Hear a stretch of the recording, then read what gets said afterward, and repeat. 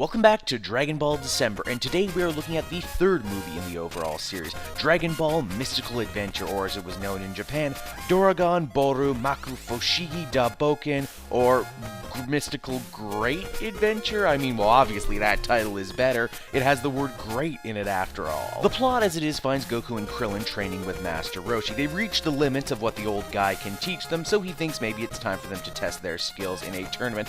No, not the World Martial Arts Tournament that we're all familiar with. This is a different private tournament held in the honor of the great Emperor, get this, Chaozu. Yeah, for you see, that's the thing about this movie. Instead of original characters, we get a ton of repurposed ones from the show and manga, but the titles and motivations are mostly different.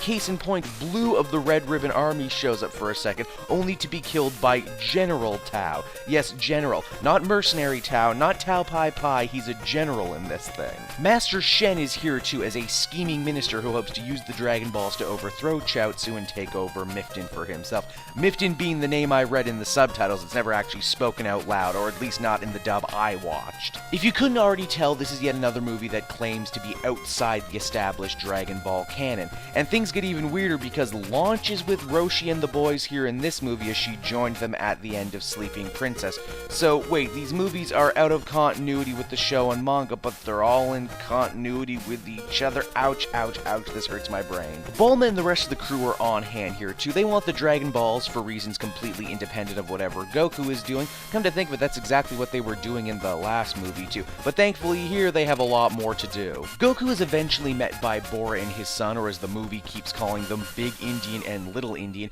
who just so happen to have the last Dragon Ball with them, which of course makes them the target for the bad guys. Now, being a movie based around a fighting tournament, I can happily say that the action here is top-notch, with a ton of great kung fu going on, and a lot of characters getting to have fights of their own. Even Yamcha gets a cool bit where he gets to pull out the Wolf Fang Fist. Perhaps the thing that elevates Mystical Adventure above all the other movies I've seen so far in this series is that it actually has an emotional through line, mainly the friendship between Tien and Chaozu. You see, we find out later that Tien was actually in on the plot with Master Shen, but he can't quite bring himself to go through with it and hurt his buddy Chaozu. The movie goes kinda nuts at the end with last-second cameos from Korin, who stops by to do the wise cat thing, and even Ariel, the lead character from Dr.Slump, Toriyama's other big series, makes an appearance, because hey, why the hell not, am I right? It's funny, in the end, Goku doesn't even defeat Master Shen. He's on henchman duty while Tien Tri-Beam blasts the baddies and wins the day, completing his character arc for this movie. So, of all the Dragon Ball movies I've seen so far, Mystical Adventure is by far the best one in my mind.